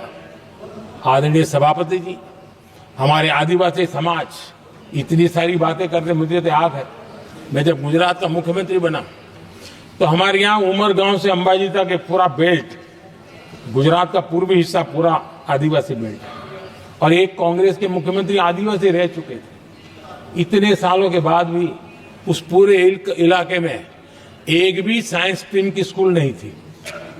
मेरे आने से पहले एक भी साइंस स्ट्रीम की स्कूल नहीं थी। अगर साइंस स्ट्रीम की स्कूल नहीं है तो कितनी आरक्षण की बातें करो, वो बेचारा इंजीनियर और डॉक्टर कैसे बन सकता। ये मैंने उस इलाके में काम किया और वहां साइंस स्ट्रीम की स्कूलें, अब तो वहां यूनिवर्सिटीज बन गई है। लेकिन यानी राजनीति की चर्चा करना, संविधान के अनुरूप काम न करना, ये जिनकी सत्ता भूख है ना, उसका हमने आदिवासी समाज में भी जो अति पिछड़े लोग हैं, और मैं राष्ट्रपति जी का आभार व्यक्त करता हूं, उन्होंने मेरा काफी मार्गदर्शन किया।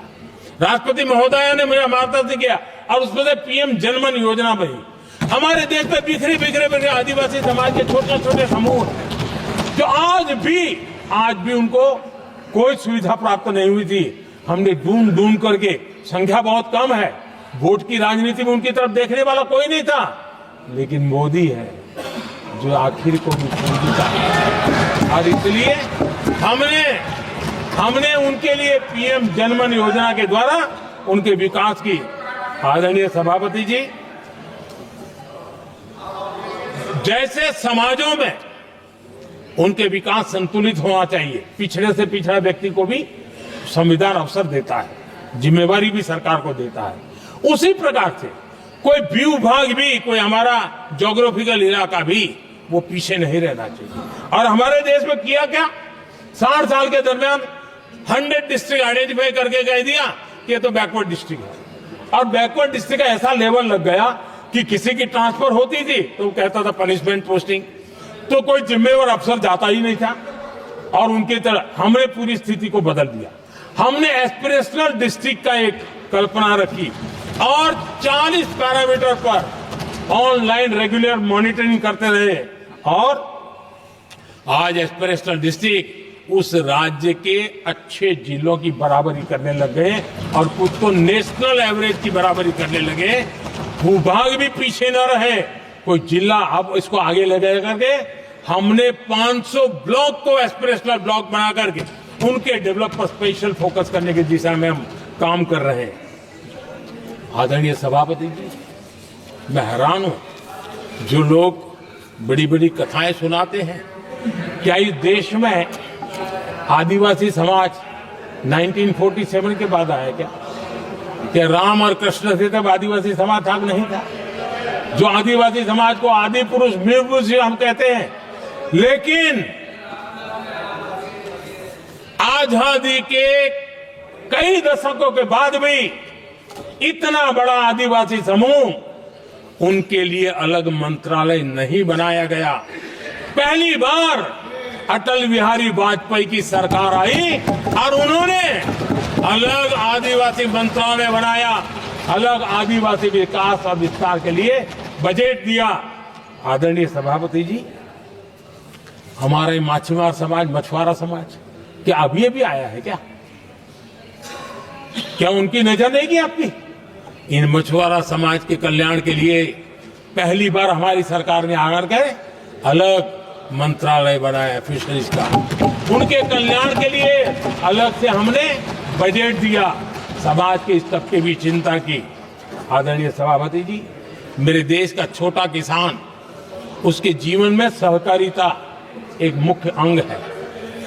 छोटे किसान की जिंदगी को सामर्थ्य देने के लिए सहकारी क्षेत्र को जिम्मेवार बनाना, सहकारी क्षेत्र को सामर्थ्यवान बनाना, सहकारी क्षेत्र को बल देना, इसकी महात्मा हम समझते हैं, क्योंकि छोटा किसान, उसकी चिंता हमारे दिल में थी और इसलिए हमने अलग सहकारिता मंत्रालय बनाया।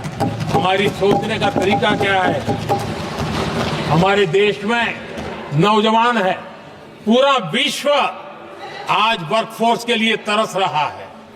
देश में डेमोग्राफिक डिवीजन लेना है तो हमारे इस वर्कफोर्स को स्किल बनाना चाहिए।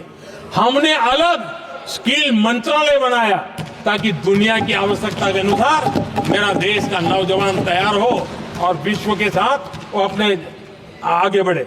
आदरणीय सभापति जी, हमारा नॉर्थ ईस्ट इसलिए कि वहां वोट कम है, सीटें कम है, इसकी कोई परवाह नहीं है।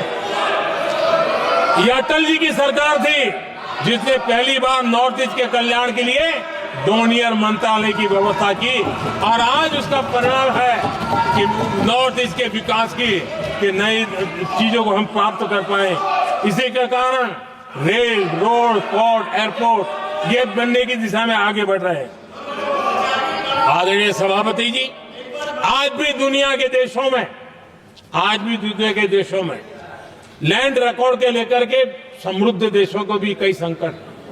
हमने गांव के हर सामान्य व्यक्ति को अपना लैंड रिकॉर्ड, उसके घर की मालिकीन का हक के कागज नहीं है, उसके कारण उसको बैंक से लोन चाहिए हो, कहीं बाहर जाए तो कोई कब्जा कर ले, एक स्वामित्व योजना बनाई और देश के गांव के ऐसे समाज के दबे कुचले लोगों को वो कागज हम दे रहे हैं जिसके कारण उसका मालिकी हक बन रहा है। वो स्वामित्व योजना एक बहुत बड़ा दिशा में है।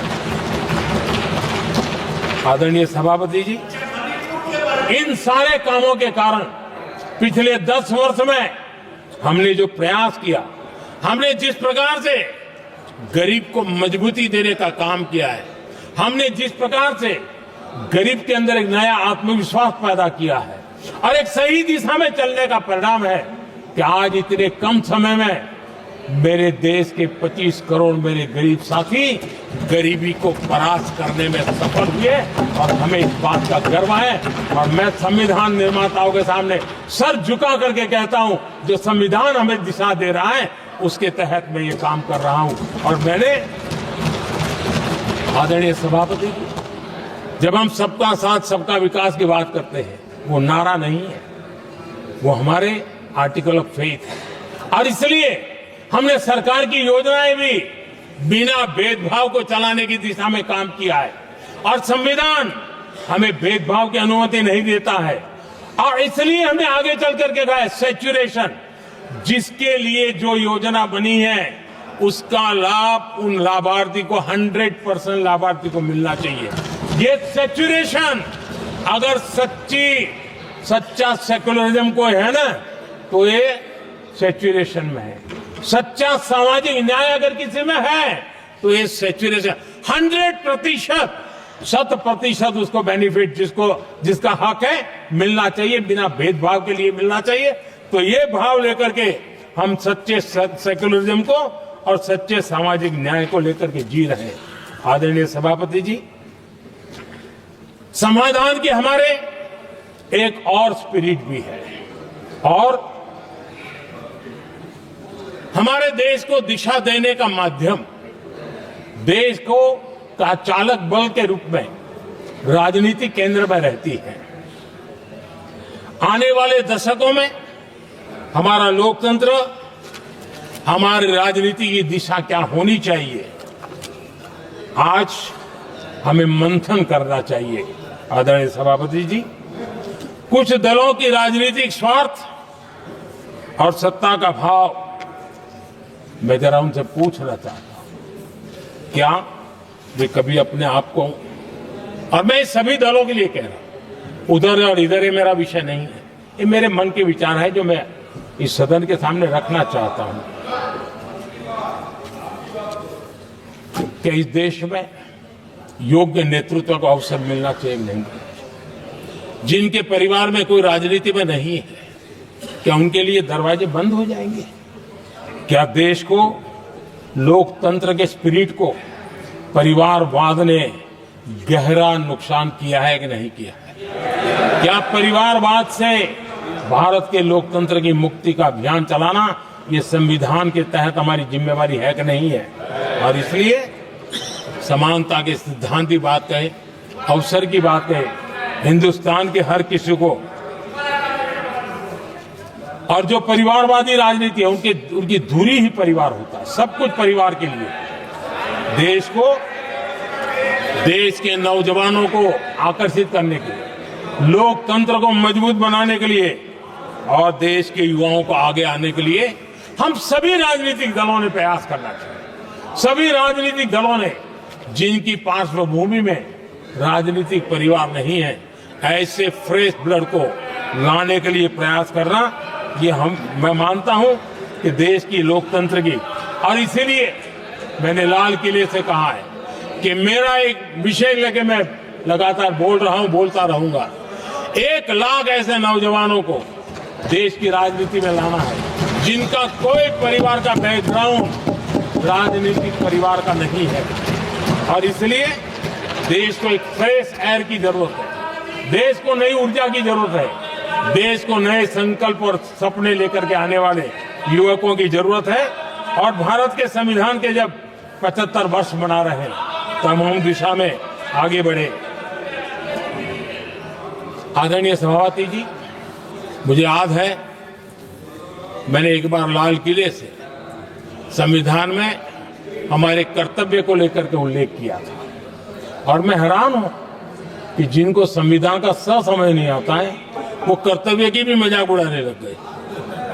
मैंने ऐसा कोई इंसान देखा नहीं दुनिया में कि जिसको इसमें भी इतराज हो सकता है आने। लेकिन देश का दुर्भाग्य है, हमारे संविधान ने नागरिकों के अधिकार तय किए हैं, लेकिन संविधान को हमसे कर्तव्य की भी अपेक्षा है।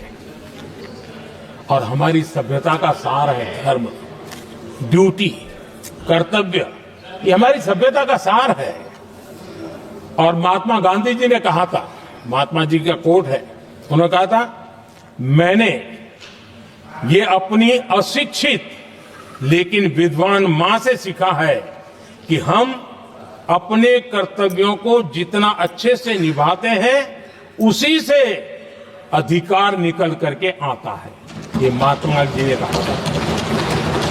मैं महात्मा जी की बात को आगे बढ़ाता हूं और मैं कहना चाहूंगा, अगर हम अपने मौलिक कर्तव्यों का पालन करें तो कोई भी हमें विकसित भारत बनाने से नहीं रोक सकता। संविधान का 75वां वर्ष कर्तव्य के प्रति हमारे समर्पण भाव को, हमारी प्रतिबद्धता को और ताकत दे, देश कर्तव्य भावना से आगे बढ़े, ये मैं मानता हूं समय की मांग है। आदरणीय सभापति जी, भारत के भविष्य के लिए संविधान के स्पिरिट से प्रेरित होकर के मैं आज इस सदन के पवित्र मंच से 11 संकल्प सदन के सामने रखना चाहता हूं। पहला संकल्प है, चाहे नागरिक हो या सरकार हो, सभी अपने कर्तव्यों का पालन करें। दूसरा संकल्प है, हर क्षेत्र, हर समाज को विकास का लाभ मिले, सबका साथ, सबका विकास हो। तीसरा संकल्प है, भ्रष्टाचार के प्रति जीरो टॉलरेंस हो। भ्रष्टाचारी की सामाजिक स्वीकार्यता न हो। भ्रष्टाचारी की सामाजिक स्वीकार्यता न हो। चौथा संकल्प है, देश के कानून, देश के नियम, देश की परंपराओं के पालन में देश के नागरिकों को गर्व होना चाहिए, गर्व का भाव हो। पांचवा संकल्प, गुलामी की मानसिकता से मुक्ति हो, देश की विरासत पर गर्व हो। छठा संकल्प, देश की राजनीति को परिवारवाद से मुक्ति मिले। सातवां संकल्प,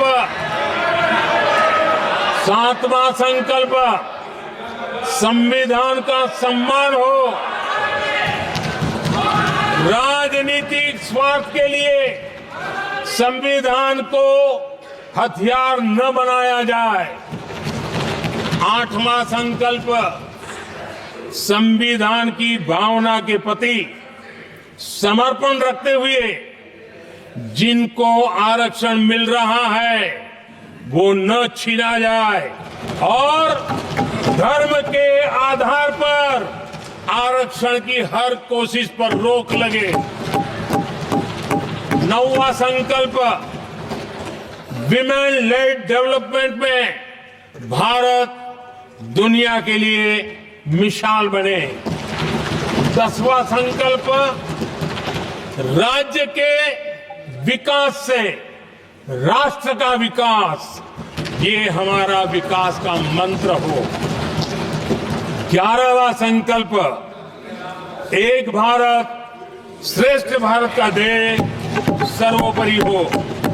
आदरणीय सभापति जी, इसी संकल्प के साथ हम सब मिलकर के अगर हम आगे बढ़ते हैं तो संविधान की जो निहित भावना है, वी द पीपल, सबका प्रयास, हम इसी मंत्र को लेकर के आगे चले और विकसित भारत का सपना इस सदन में बैठे हुए सबका तो होना ही चाहिए। 140 करोड़ देशवासियों का सपना जब बन जाता है और संकल्प लेकर के जब देश चल पड़ता है तो इच्छित परिणाम लेकर के रहता है। मेरा 140 करोड़ देशवासियों के प्रति मेरी अपार श्रद्धा रही है। उनके सामर्थ्य पर मेरी श्रद्धा है, देश की युवा शक्ति पर मेरी श्रद्धा है। देश की नारी शक्ति पर मेरी श्रद्धा है। और इसलिए मैं कहता हूं कि देश 2047 देश जब आजादी के 100 साल मनाएगा तो विकसित भारत के रूप में मनाएगा। इस संकल्प के साथ आगे बढ़े। मैं फिर एक बार इस महान पवित्र कार्य को आगे बढ़ाने के लिए सबको शुभकामनाएं देता हूं। और मैं आदरणीय सभापति जी, आपने समय बढ़ाया, इसके लिए मैं आपका बहुत बहुत आभार व्यक्त करता हूं। बहुत बहुत धन्यवाद।